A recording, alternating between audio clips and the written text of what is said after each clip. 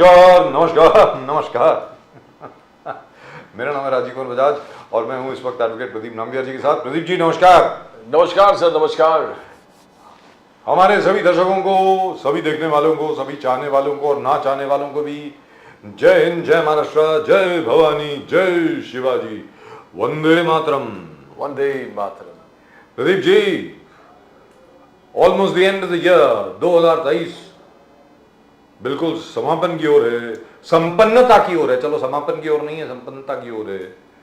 तो 2023 will be remembered for the great victory of the BJP in all the three states, and the fact that Congress is still not finished. Congress is still fighting back. For me, I think one of the biggest events of this year was the Bharat Jodo Yatra of Rahul Gandhi and the fact that the Congress actually was able to win Telangana. क्या है कि जब BJP जीतती है तो इतना surprise नहीं होता है, हैरानगी नहीं होती लोगों को कि भाई जीतना ही है। But when the Congress wins, I think that's a major event. What do you think? Now both have been working hard. ऐसा नहीं कि Congress, you saw Rahul Gandhi working like never before. Rahul Gandhi, Priyanka Gandhi, Mallikarjun खड़गे ने जितने मीटिंग्स ये 3-4 स्टेट में उन्होंने किए थे during the election, state elections, it was unbelievable. पहले भी वी डिडंट सी सच इतना मेहनत राहुल गांधी जी का हमने इस वर्ष जो किया, चाहे वो जोड़ो यात्रा के था, जोड़ो यात्रा में उन्होंने संघर्ष किया, चाहे वो स्टेट असेंबलीज में किए, देश के बाहर जाके हार्वर्ड में किए, अलग अलग जगह पे जो राहुल गांधी ने अपने कार्यक्रम और अपने प्रोग्राम्स के तहत हार्ड वर्क किए, उसको हम लोग जुटला नहीं सकते, वी कैन नजरअंदाज नहीं कर सकते।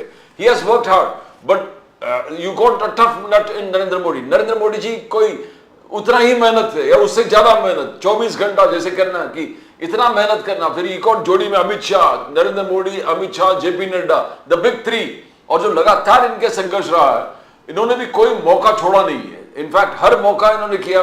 तो एक भारतीय लोकतंत्र के लिए बहुत अच्छा साल था कि वी फॉर द ऑपोजिशन भी बहुत जबरदस्त काम किया और ruling party BJP and allies did a fantastic job. So you can't discredit anybody this year, both have given spectacular performances. Fantastic. And as far as the Congress is concerned, I believe there's been a change in Congress strategy in terms of exactly how to go about whatever. I have been told. Now we'll ask Mr. Bharat Singh ji of the Congress is with us right now. We'll ask him whether or not it's true or whether or not he has heard about it. The leadership in the Congress has decided कि जहाँ तक India alliance का सवाल है, भाई हम आपके साथ हैं, आप हमारे साथ हैं या नहीं, ये आपको तय करना है। That's what the India Alliance has decided. That's what the Congress has decided. Which is why 14 जनवरी को न्याय यात्रा शुरू होने वाली है राहुल गांधी जी की, and I support that. By God, I think the Congress should get its confidence right back. Very frankly speaking and truthfully speaking, Pradeep ji, Congress आज की तारीख में भारतीय जनता पार्टी के बाद सबसे बड़ी पार्टी कांग्रेस है साहब। पैन इंडिया पार्टी है। In fact it is a pan India party even more than the BJP, क्योंकि कांग्रेस की 2 सरकारें दक्षिण में हैं और एक सरकार उत्तर में है, हिमाचल प्रदेश में भी है, और 2 जो हैं वो तेलंगाना और कर्नाटक में है। भारतीय जनता पार्टी की एक भी सरकार दक्षिण में नहीं है। So effectively Congress is the only pan India party. Let's go across to Bharat Singh ji. Bharat Singh ji नमस्कार। नमस्कार राजू भाई। नमस्कार Nambiar ji. How are you sir? How are you? Fine sir, बढ़िया हूँ। अच्छा और बढ़िया। अच्छा ये आपने क्या अपनी ये ऐसे मुंह के ऊपर हाथ लगाया यूं करके, क्या दिखाना चाह रहे थे सर आप? समझ में नहीं आ रहा मुझे। खैर जो भी है, लेकिन उस दिन हम लोगों ने देखा राहुल गांधी जी को कसरत करते हुए पहलवानों के साथ। अरे यार क्या फिजिकल फिटनेस है, बाप रे बाप। वो बजरंग पुनिया के साथ में जो पहलवान थे वो बोल रहे थे कि हम लोग ये सोच रहे थे कि राहुल गांधी जी यहाँ पर आएंगे, कुछ लाइट सी एक्सरसाइज करेंगे, इधर उधर हाथ हिलाएंगे, चले जाएंगे। कहते ये तो यार हमसे भी ज्यादा टफ एक्सरसाइज करते हैं। Absolutely fantastic. वो jiu-jitsu के, maybe people don't know, he is a jiu-jitsu black belt of the 13th degree, Mr. Rahul Gandhi, by the way. और अगर अपने पे आ जाएं, बड़े से बड़े पहलवान को भी चित कर सकते हैं। And I'm not joking by the way. ये मैं इसलिए नहीं बोल रहा कि I'm a fan of Rahul Gandhi or something like that. It is the truth. और सबसे मेरे लिए भरत सिंह जी, मैं चाहूंगा कि इसके ऊपर आप कमेंट करें। मेरे लिए जो सबसे प्रशंसनीय बात है राहुल गांधी जी ने कभी भी अपने बारे में डींगे नहीं हाकी हैं। He has never boasted about himself. अपने बारे में उन्होंने कभी भी अपने मुंह से अपनी तारीफ नहीं करी है कि मैं जब यहां था या मैं जब यहां था या मैंने जब ये किया। ये मतलब इतनी जबरदस्त क्वालिटी है, कहने की हद नहीं। Look at the humility of the man, amazing. Bharat Singh ji आप बताएं। देखिए, राहुल जी के बारे में पता नहीं आपको पता होगा कि नहीं है। ये बता दूं कि वो मार्शल आर्ट के एक अच्छे खिलाड़ी हैं। जी।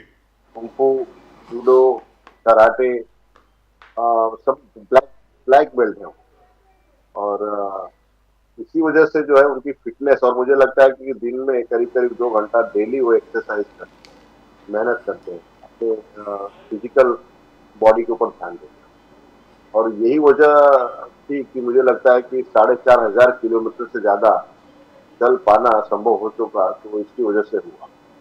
और देश की जनता का भी बहुत बड़ा प्यार था उसके अंदर, आशीर्वाद था कि वो हिम्मत बढ़ते गई और हम जो है यात्रा आगे करते गए। और बहुत जल्दी जो है 14 तारीख को हमारा न्याय यात्रा शुरू हो रहा है जी। और उस न्याय यात्रा के माध्यम से करीब करीब 6,200 किलोमीटर हम जो है पूरे देश में समझिए अभी एक तरह से उत्तर से लेके महाराष्ट्र तक हम आने वाले हैं, क्योंकि यहाँ दक्षिण से लेके करीब हम तो दिल्ली तक तो गए ही थे। अब हम So it will be so it will be northeast to southwest effectively. North east से लेके साउथ वेस्ट तक। और एक बात रही कि आपने अखाड़े की बात की, राहुल जी की फिटनेस और अखाड़े में किस तरह से वो कुश्ती के दांव दिखाए, तो मुझे नहीं लगता है कि इस समय उनके मुकाबले में कोई अखाड़े में खड़ा है।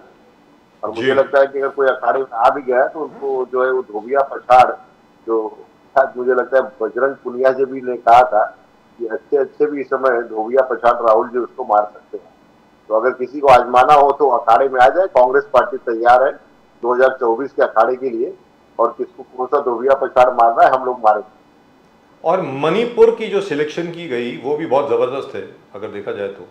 और आज भी मैं मानता हूं, आज मतलब न्यू ईयर एक दिन के बाद है, मुझे बड़े दुख के साथ कहना पड़ता है साहब, बहुत दुख के साथ कहना पड़ता है, मतलब अंदर झंझोर देने वाली चीज है ये, कि आज भी भरत सिंह जी, प्रदीप जी, कि आज भी मणिपुर की स्थिति सामान्य नहीं हुई है। It is still not normal. ये क्या है यार?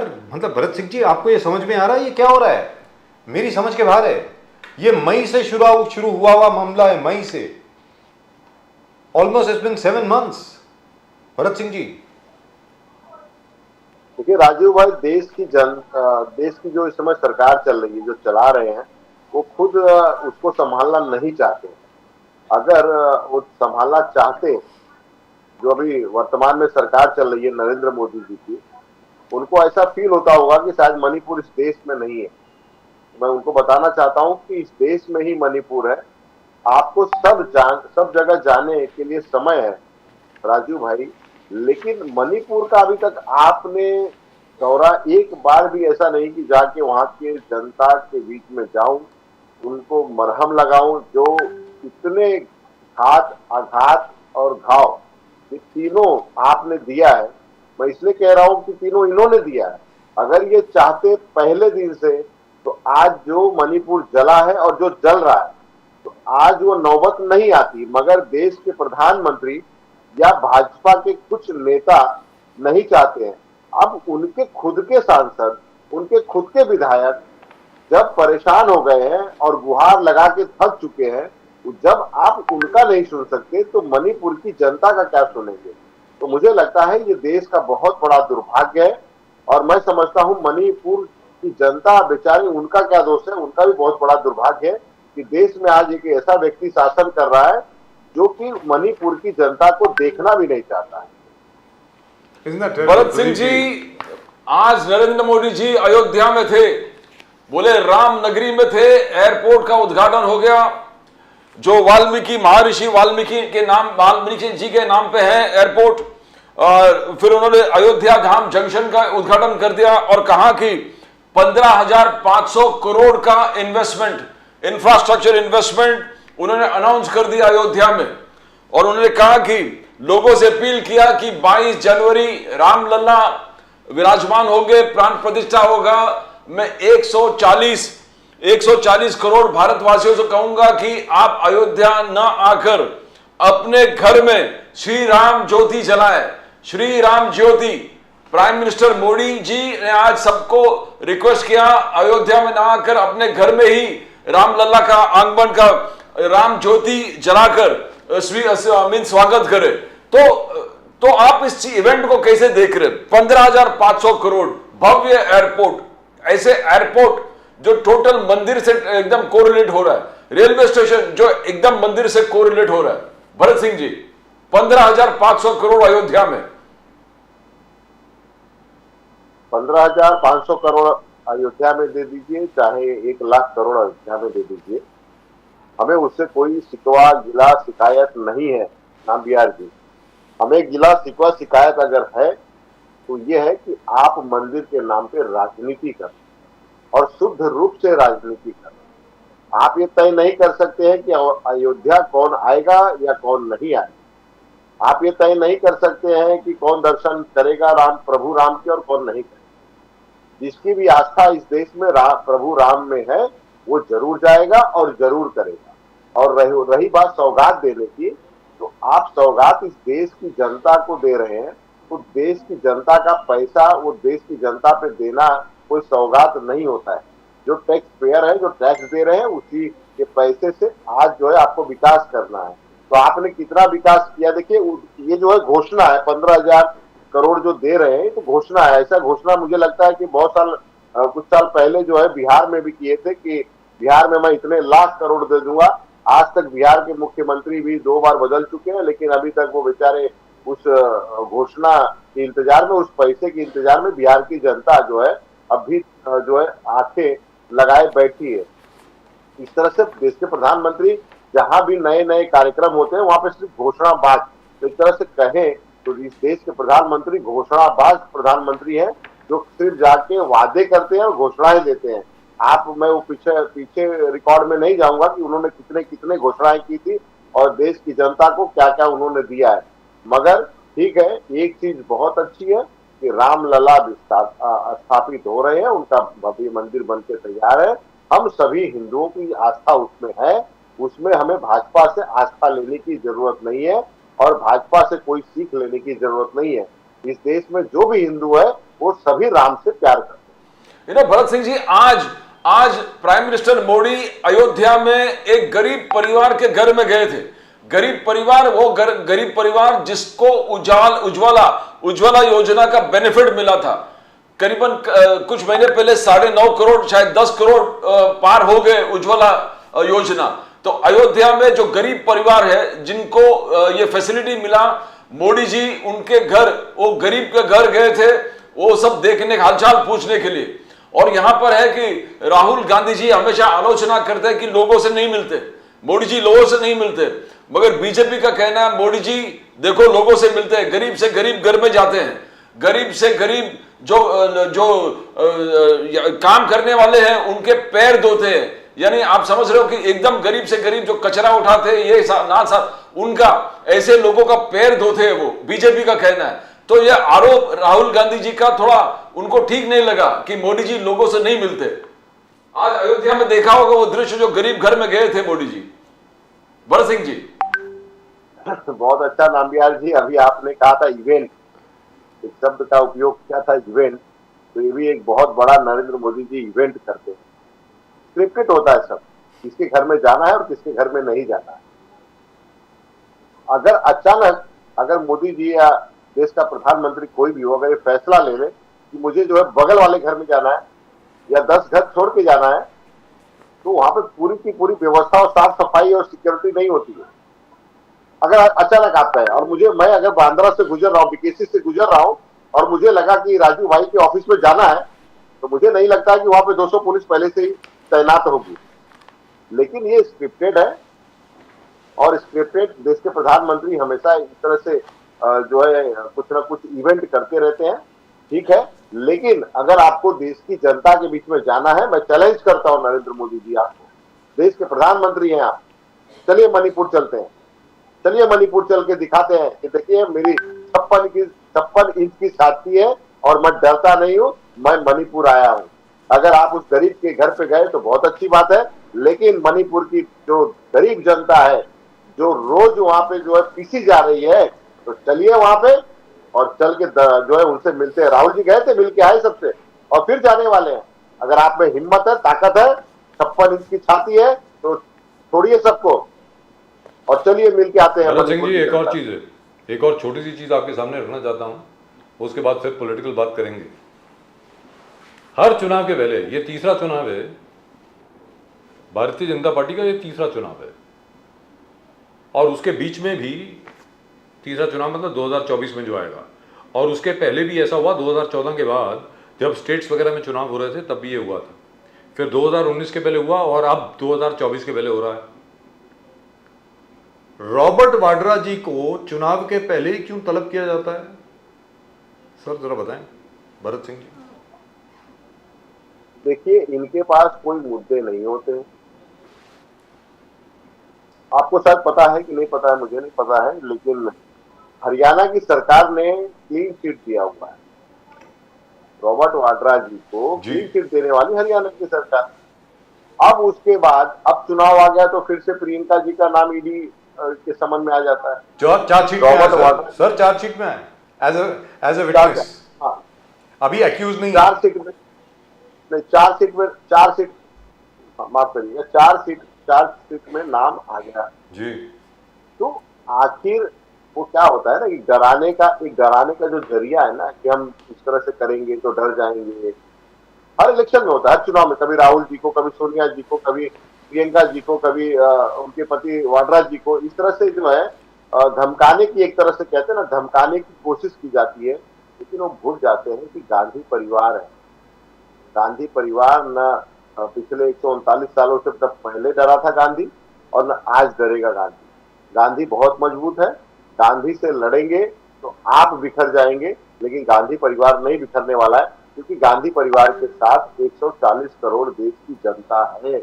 मोदी जी, आपके और आपके कुछ लोगों के और आपके जो पिट्ठू कहते हैं ना कि जो है, उसके डराने से हम डरने वाले नहीं है। प्रदीप जी। तो भरत सिंह जी, 2 दिन पहले बीजेपी ने एक रिलीज निकाला था जिसमें उन्होंने कहा कि देखो हमने नॉर्थ ईस्ट और मणिपुर में शांति के लिए क्या क्या पहल कर दिया। उन्होंने कहा कि पिछले 1 साल में 563 इंसर्जेंट को हमने अरेस्ट किया, बहुत सारे आर्म्स इनसे रिकवर किए, peace memorandum of settlements, Bodo, Karbi, Bru, Tripura, इनके साथ हमने मेमोरेंडम ऑफ सेटलमेंट के एग्रीमेंट साइन किए। Cessation of operation agreement with ZUF group in Manipur के ZUF ग्रुप्स के साथ भी उन्होंने cessation of operation agreement sign किया। तो ये उन्होंने डिपिक्ट किया कि हमने नॉर्थ ईस्ट के शांति में और स्पेशली मणिपुर के शांति के लिए बहुत काम किए। और आप राहुल गांधी जी यात्रा वहीं से शुरू करें मणिपुर में, तो क्या आपको लग रहा है कि ये इनके जब बोलना और लिखना और असलियत में बहुत फर्क है? भरत सिंह जी।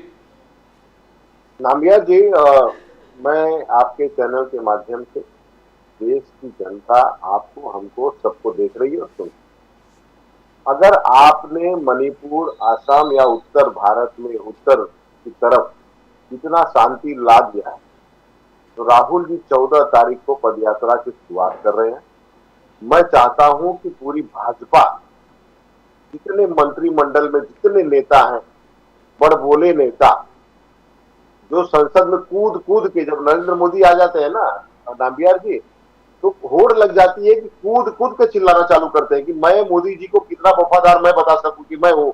कभी स्मृति ईरानी जी, कभी उधर से जो है निर्मला जी, कभी जो है वहां से अनुराग जी, मतलब इतना चिल्लाना चालू करते हैं कि आका, मेरे आका देखो, मैं आपका वफादार, मैं वफादार। इन सारे वफादारों को नरेंद्र मोदी जी देश के प्रधानमंत्री हैं, उनको भी कह रहा हूं कि 14 तारीख को अगर आपने मणिपुर में, असम में, सब जगह एकदम शांति कर दिया है, एकदम शांति हो चुकी है, कोई दुर्घटना नहीं घट रही है, आइए और साथ में पदयात्रा करते हैं। हम डरते नहीं है, हम जा रहे हैं, मणिपुर की जनता के साथ है, असम की जनता के साथ है, देश की जनता के साथ राहुल जी हैं। आप भी आइए और देखिए चल के कितनी शांति है वहां पे। है हिम्मत तो आइए। आपको लगता है कि आपके इस निमंत्रण को वो स्वीकार करेंगे? भाई अब देखिए राजीव भाई, जिसकी 56 इंच की छाती हो, जो सारे सांसद चिल्ला चिल्ला के कहते हैं 303 सांसद, कुछ इखरे बिखरे यहाँ वहां के मिले मिला जुला के 350 सांसद चिल्लाते हैं, मंत्री सारे चिल्लाते हैं, स्मृति ईरानी जी चिल्लाती है, तो भैया आइए ना 56 इंच का छाती वहां पे कहिए मोदी जी को दिखाने के लिए, और साथ में जो है 24, 25, 26, 36 आप लोग की भी जो छाती हो, आइए वहां पे चौड़ा फूला करके दिखाइए। 56 इंच का छाती किसका है ये पूरा देश ने देखा पिछले भारत जोड़ो यात्रा में, और अब देखेंगे न्याय जो यात्रा निकल रही है हमारी न्याय का, और उस न्याय यात्रा में देखेंगे कि इस देश में 56 इंच की छाती किसकी है। उसका एक उदाहरण बताता हूं, अभी जो 2 व्यक्ति जब संसद में घुसे थे उस समय राहुल जी डट के जो है खड़े होकर सामने देख रहे थे, भागे नहीं। और वहीं पे देखिएगा कि जो संसद में भागना दौड़ना शुरू किया तो कौन से सांसद थे, किस पार्टी के सांसद थे, भाग रहे थे सब यहाँ से वहां तक, मेरे बाप रे मेरी जान बचे मेरी जान बचे। लेकिन जो मर्द होता है और जिसकी 56 इंच की छाती होता है वो वहीं पर डट के खड़ा होता है और देखता है कि हमारे लोगों को तकलीफ नहीं हो। राहुल जी बचाने की कोशिश की और ये भागने की कोशिश कर रहे हैं। यहाँ पर एक और चीज आपसे पूछना चाह रहा हूं, जो न्याय यात्रा है 14 जनवरी से इम्फाल से शुरू होगी, आपको लगता है कि शुरू करने देंगे मणिपुर से? देखिए हम तो जा रहे हैं, यात्रा करेंगे, जिसको रोकना है वो रोक ले, हम तो अडिंग हैं, यात्रा भी करेंगे, देश की जनता के लिए करेंगे, मणिपुर की जनता के लिए करेंगे, आसाम की जनता के लिए करेंगे, उत्तर प्रदेश की जनता के लिए करेंगे, बिहार की जनता के लिए करेंगे, उसके बाद में जो है हम महाराष्ट्र तक आएंगे और वहां सभी की जनता मतलब पूरे देश की जनता के लिए हम आ रहे हैं। जिस तरह से मनोज जरंगे पाटिल ने कहा कि हम आ रहे हैं 3 करोड़ लोगों को लेके, फडणवीस जी रोक सके तो रोक लीजिए, हम भी उसी तरह से कह रहे हैं कि देश की जनता के लिए न्याय यात्रा, क्योंकि भारत जोड़ो जनता को जोड़ने का, भारतीयों को जोड़ने का हमने एक तरह से काम किया और वो बहुत ही सफलतापूर्वक हमने किया। और जिस तरह से न्याय एकदम चरमरा चुका है इस देश में, न्याय व्यवस्था चरमरा चुकी है, उसको जो है सही लाइन पे लाने के लिए, और इसमें सबसे बड़ी भूमिका मैं उन मीडिया वालों से भी दरख्वास्त करूंगा, मैं उन भाइयों से भी करूंगा कि आइए चौथे स्तंभ को गिरने मत दीजिए, कलंकित मत होने दीजिए, आइए और हम सब मिलकर जो है भारत जोड़ो यात्रा के साथ अब न्याय यात्रा में देश को बचाने का काम करें। देश बचा रहेगा तो हर पार्टी आती जाती रहती है, कांग्रेस हो जाए। भरत सिंह जी एक जो चल रहा है कि राम मंदिर, एक तो बहुत जबरदस्त चीज है कि न्याय यात्रा, भारत न्याय यात्रा एक बहुत जबरदस्त, और उसमें सक्सेस बहुत होगा राहुल गांधी जी कांग्रेस को। बट ये राम मंदिर में, राम पुनर्निर्माण में जो आमंत्रण मिला है, अब तक इंडिया अलायंस के लोग उसको एक्सेप्ट क्यों नहीं कर रहा, जाने का प्रोग्राम क्यों नहीं बना रहे, क्या बॉयकॉट क्यों करना चाहते हो? जैसे प्रियंक खरगे साहब ने कहा कि देखो आपने राम मंदिर तो बनाया, राम राज्य कभी आएगा, हम तो चाहते कि राम राज्य आए। मोदी साहब जो जनता से जो वादा किया उसको पूरा कीजिए। सैम पिट्रोडा जी कहा कि नरेंद्र मोदी जी आप ये जो इतने मिसयूज कर रहे हैं राम मंदिर के लिए, इतना वक्त दे रहे हैं, वो ठीक नहीं है। सैम पिट्रोडा जी ने कहा। सीपीएम आपके अलायंस सीताराम येचुरी ने कहा कि मैं तो टोटल बॉयकॉट करता हूं, मैं बिल्कुल इसमें फंक्शन से सहमत नहीं हूं। तो ममता दीदी नहीं जा रही है। शरद पवार साहब ने आलोचना किया, शरद पवार साहब बोले कि मोदी साहब के पास कोई दूसरा काम नहीं है, इशू नहीं है दिखाने के लिए 2024 में, इसलिए राम मंदिर को इतना बड़ा इवेंट मीन्स एक त्योहार टाइप बना रहे। और आदित्य ठाकरे जी ने कहा कि ये बाला साहब ठाकरे जी को भूल गए, लाल कृष्ण अडवाणी जी को भूल गए, और मुरली मनोहर जोशी को भूल गए, और संजय राउत कहा कि हम वो दिन नहीं जाएंगे, कोई और दिन जाएंगे। तो ये इतना इंडिया अलायंस ये ऐसे क्यों दिखा रहे हैं कि वो इसको नेग्लेक्ट करना चाहता है, बॉयकॉट करना चाहता है? भरत सिंह जी, क्या ये देश के लोग को एक ठीक मैसेज जा रहा है? देखिए 2-3 बातें हैं जो मुझे समझ में आई पिछले ये 3-4 दिनों में जो घटना घटी है, उसमें जो मुझे समझ में आया है, मेरा व्यक्तिगत मत है ये कि एक तरफ पहले आप कहते हैं मीडिया में, आपके मंत्री कुछ आगे कहते हैं कि कुछ लोग वीआईपी है और कुछ लोग वीआईपी नहीं है, कोई छोटा है कोई बड़ा है, इसलिए उनको जो है वीआईपी ट्रीटमेंट दिया जाएगा, राजू जी को वीआईपी ट्रीटमेंट दिया जाएगा, लेकिन नाम्बियार जी को तो वीआईपी नहीं दिया जाएगा। कुछ लोगों को बुलाया जाता है, कुछ लोग को नहीं बुलाया जाता है। फिर बाद में कुछ दिनों के बाद में फिर बोलते हैं कि नहीं राजीव जी आप भी आएंगे, आपको भी भेजा जाता है। तो देखिए कंफ्यूजन में जो है वो खुद भाजपा है, किसको बुलाना है और किसको नहीं बुलाना है। पहले डिक्लेयर करती है कि राजीव जी को नहीं बुलाना है, फिर उसके बाद में 2 दिन में जब दबाव बढ़ता है तो बोले राजीव जी को भी हमने पत्र भेजा है। तो पहले भाजपा क्लियर कर ले अपने आप में कि किसको बुलाना है और किसको नहीं बुलाना है, एक चीज। दूसरी चीज, देश के प्रधानमंत्री हैं, देश के प्रधानमंत्री को ये चाहिए कि सभी पार्टियों के नेताओं को, सभी पार्टियों को, आपका काम है आप उनको न्योता दीजिए और सबको बुलाइए। अब रही बात जाना या न जाना, देखिए इस देश में सब स्वतंत्र हैं, हम हिंदू हैं, अलग अलग जाति धर्मों से लोग आते हैं, सबका अपना मजहब है, कोई जरूरी नहीं है कि सब हिंदुत्व की बात माने, कोई जरूरी नहीं है कि हम सभी इस्लाम की बात माने। इसी तरह से हर व्यक्ति स्वतंत्र है अपनी आस्था को जाहिर करने के लिए, हम किसी पे दबाव नहीं बना सकते। लेकिन हम हिंदू, मैं हिंदू हूं तो मैं ये चाहता हूं कि हाँ राम मंदिर बन रहा है, बहुत अच्छी बात है, लेकिन उसमें राजनीति नहीं होनी चाहिए। राजनीति स्टार्ट कौन किया, देखिए आप, पहले राजनीति भाजपा ने शुरुआत की, इसको इनको बुलाते हैं उनको नहीं बुलाते, इनको भेजते हैं उनको नहीं भेजते। जिसने राम मंदिर के लिए रथ यात्रा निकाली आप उसको बुलाते नहीं हो, जिसने हिंदुत्व, कट्टर हिंदुत्व की बात की, बाला साहब ठाकरे करते थे, उनके पुत्र उद्धव ठाकरे को आप बुलाते नहीं हो। बहुत सारी बयान उल्टा सीधा आपके मंत्री और आपके द्वारा आता है। तो क्या ये सही है? क्या ये इवेंट करके इस तरह से किसी को बदनाम भी किया जाए या किसी को बेइज्जत भी किया जाए? और उसके बाद में हमारे में कहावत है कि जूते चद्दर में जूता लपेट के मारना।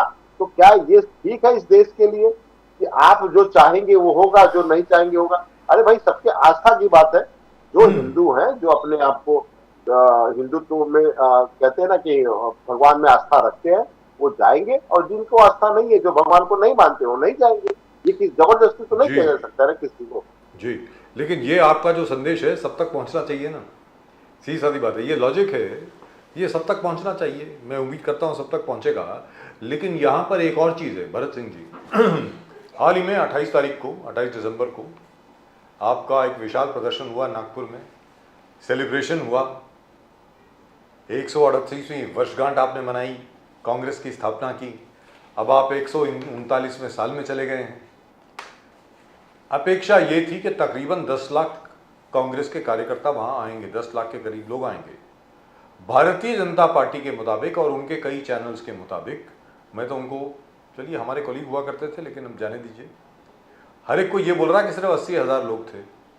भरत सिंह जी, भाजपा बोल रही है 80,000 लोग थे, और वही 80,000 का जो आंकड़ा है, कौन से चैनल है मुझे आपको बताने की जरूरत नहीं है, उन्होंने बोलना शुरू कर दिया है कि बस इतने ही लोग आए थे नागपुर में। भरत सिंह जी, देखिए एक चैनल या 2 चैनल के कहने से हमें कोई फर्क नहीं पड़ता है, भाजपा के कहने से हमें कोई फर्क नहीं पड़ता है।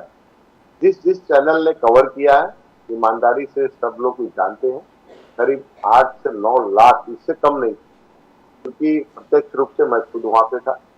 सारी पूरा जितना ग्राउंड था वो पूरा भरा हुआ था जी। शुरुआत के समय जब शुरू हो रही थी, कार्यक्रम शुरुआत हो रहा था, उस समय का जब फुटेज आप लोगे तो खाली कुर्सियां तो दिखेंगी।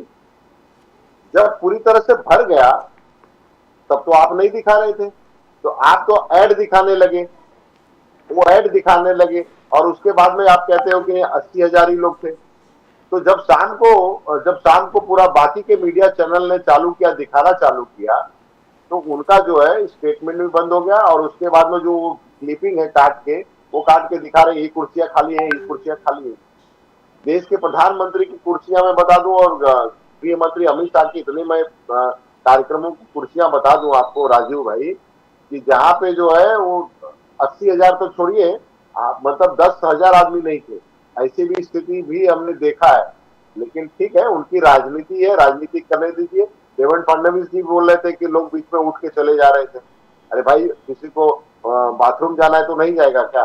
किसी को कहीं काम है तो जाएगा। लेकिन फिर भी आप वो विजुअल, शायद मुझे लगता है आपके चैनल के पास भी वो विजुअल है, चल रहा है सर, चल रहा है, अभी भी चल रहा है, देख लीजिए, जबरदस्त दिख रहा है। मैं तो कह रहा हूँ ना कि मैं वहां पे था, लेकिन क्या करेंगे, अब उनसे पचा नहीं जा रहा है। और उनके गढ़ में भाई, हम आरएसएस का गढ़ कहा जाता है कि नागपुर आरएसएस का गढ़ है, उस गढ़ में अगर हम जाके धमाका करें और धमाके पे सुबह कहते थे सुभान अल्लाह, धमाका भी ऐसा कि 10 लाख लोग जो है हमने टारगेट रखा था और वो पूरा हम करते हैं, तो कहीं ना कहीं हमारा अपना आत्मविश्वास तो बढ़ता है, लेकिन उससे कहीं ना कहीं हमारे विपक्ष के जो लोग हैं उनका आत्मविश्वास डगमगाया हुआ है। और यही वजह है कि उनमें आपस में ही अब मतभेद है कि फडणवीस जी कुछ और कहते हैं तो गडकरी जी कुछ और कहते हैं। अब दोनों जन पहले आपस में फैसला कर ले कि कौन क्या सही कह रहा है कि गलत कह रहा है। पर भरत सिंह जी, बीजेपी का कहना है कि झगड़ा यहां पर हो रहा है दोनों संजयों में, एक संजय निरुपम और दूसरा संजय राउत। संजय राउत जी ने कहा कि 23 सीट हमको चाहिए, 23 सीट, उससे कम नहीं होगा। हमने हमेशा 23 लड़ा है, 23 जीता है और उसे कम लूंगा नहीं। संजय निरुपम ने कहा कि ये अन्याय है, ऐसे कैसे 23 सीट आपको दे देंगे। प्रकाश अंबेडकर जी जो शायद जुड़ेंगे एमबीए से और इंडिया से, तो उन्होंने कहा हमको 12 चाहिए, 12 से कम लेंगे नहीं, और सब लोग 12-12 ले लो और 4-4 में हम लोग बंटवारा कर देंगे, सब 12 लड़ेंगे। तो ये कैसे होगा, कैसे होगा? ये युति का एक बहुत बड़ा प्रॉब्लम है। संजय राउत तो अड़े हुए हैं, बोले कौन संजय निरुपम, मैं संजय निरुपम जानता नहीं है, मैं सिर्फ कमांड, सेंट्रल कमांड ऑफिसर से बात करता हूं, जो राहुल जी है, सोनिया जी है। और तो कैसे कैसे झगड़ा कैसे समाप्त होगा भरत सिंह जी?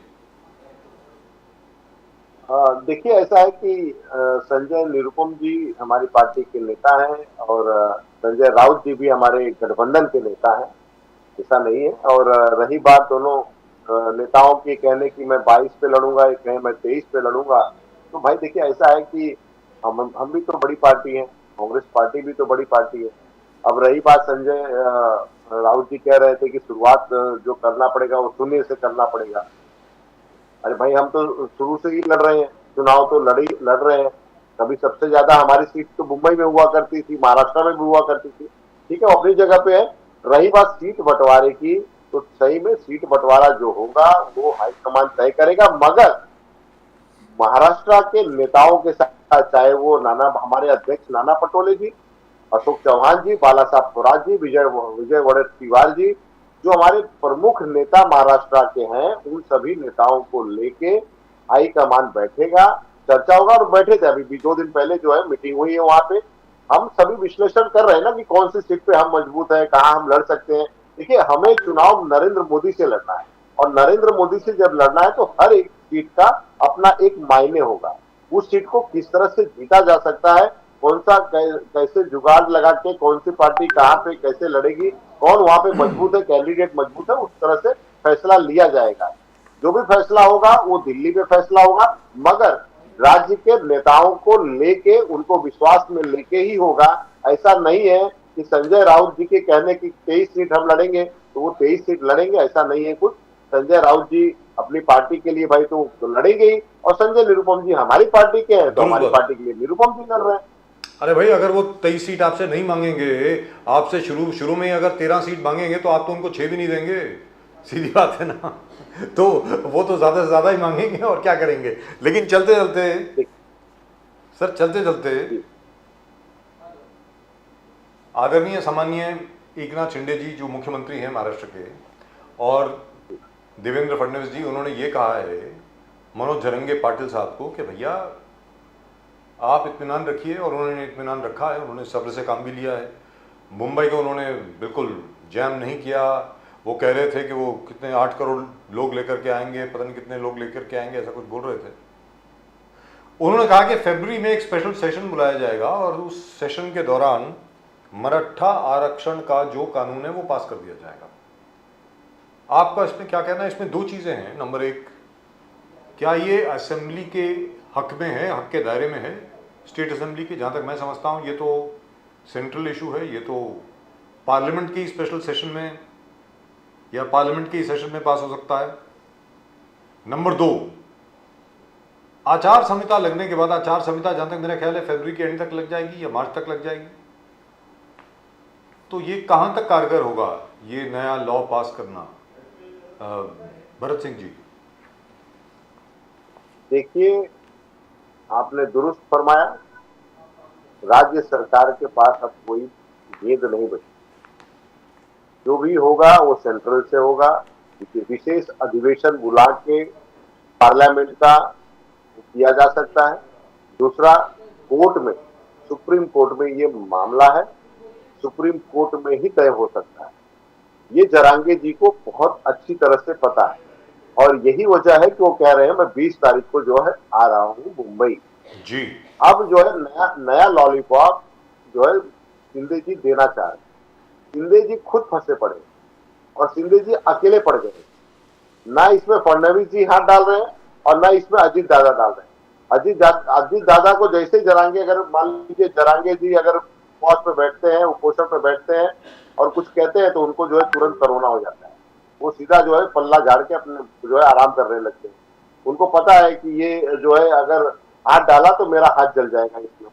तो कहीं न कहीं इस मामले से पूरी तरह से, एक तरह से देखा जाए तो उप मुख्यमंत्री अजीत पवार जी पूरी तरह से दूरी बना के रखे हुए हैं और दूसरी तरफ जो हमारे दूसरे डीसीएम है देवेंद्र फडणवीस जी, वो भी कहीं न कहीं इसे अपनी दूरी बनाए हुए रखना चाहते हैं।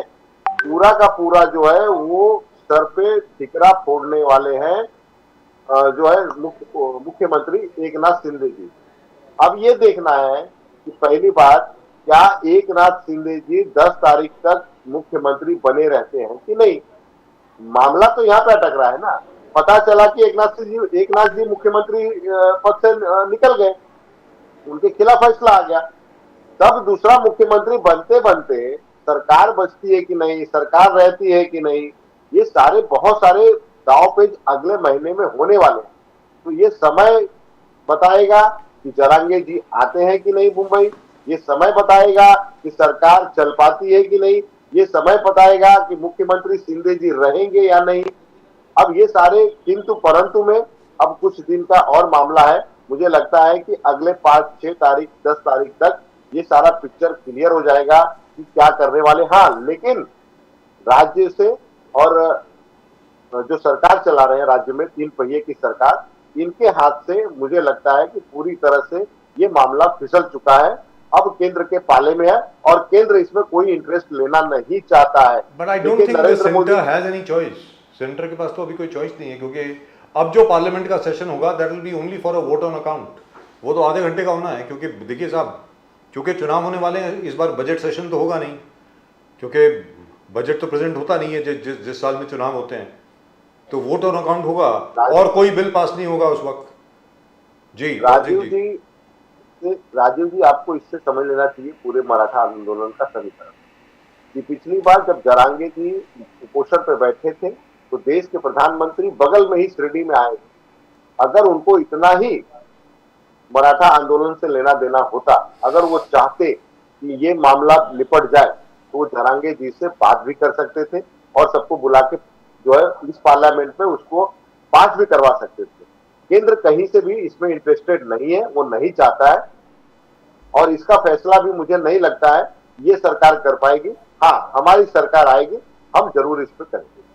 Thank you so much sir. Bharat Singh ji, बहुत बहुत शुक्रिया आपका हमारे साथ जुड़ने के लिए। बहुत बहुत धन्यवाद आपका हमारे साथ जुड़ने के लिए। And a very happy new year to you. नए साल की बहुत बहुत शुभकामनाएं। नए साल की बहुत बहुत शुभकामनाएं।